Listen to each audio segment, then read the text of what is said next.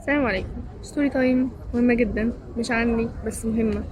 طيب، كان في حد بيدور على السلام في حياته، وبعدين هو كان عايش في المدينة فقرر يروح يعيش في البلدة. بلدة كلمة تصغيرا لكلمة بلد، تعني الريف يعني.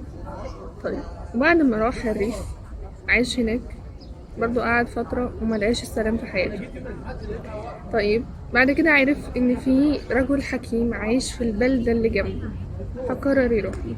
طيب، بعد كده راح للراجل ده وقال له لو سمحت، انا مش عارف اكون سعيد او مش عارف الاقي السلام او الطمأنينة او السكينة في حياتي. دايما بفكر في كل حاجة، بفكر في بعدين وبفكر في دلوقتي وبفكر في بعد شوية، بفكر حتى في المستقبل البعيد، دايما بأوفر ثينك. طيب، اعمل ايه علشان الاقي السلام في حياتي؟ الراجل ده ما عملش اي حاجه غير انه ابتسم له، وبعدين دخل بيته، جاب له كوبايه ميه وملاها لحد اخرها، وقال له خد كوبايه الميه دي وانزل السوق انزل البلد وتعالى تاني، بس خد بالك اهتم ان مفيش ولا نقطه ميه منها تقع على الارض ابدا، تيجي زي ما اخدتها تجيلي.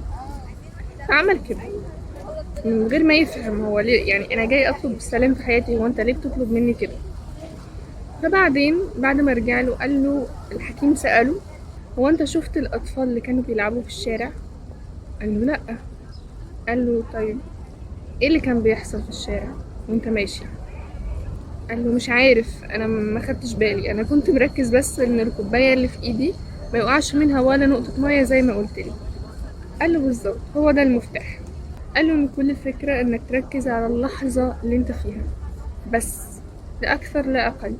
ركز على اللحظه اللي انت فيها، ما تفكرش في قبل كده ايه حصل، وما تفكرش في بعد كده ايه هيحصل، لان انت مش في ايدك غير كوبايه الميه الحاليه. لو قعدت تشتت نفسك وتبص حواليك، انت عمرك ما هتوصل للسلام في حياتك، وعمرك ما هتطمن، وعمرك ما هتحس بسكينه. لكن طول ما انت مركز على اللي في ايدك حاليا، هو ده بس اللي هينفعك. يعني مثلا انت بتشرب دلوقتي كوباية مية، ركز على فايدة المية اللي بتوصلك، ركز على كوباية المية اللي انت بتشربها واستمتع بيها. لو انت بتشرب كوباية قهوة، واحنا عارفين ان القهوة اكتر حاجة حلوة او اكتر حاجة ممتعة ممكن تحس بيها، فركز على كوباية القهوة واستمتع بيها.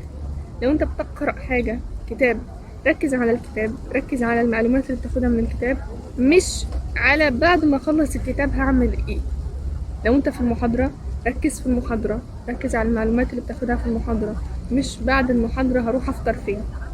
هي دي الفكرة. ركز على اللحظة اللي انت فيها، وبطل تبص لقدام، وبطل تبص لورا. المشتت ما بيوصلش. سلام.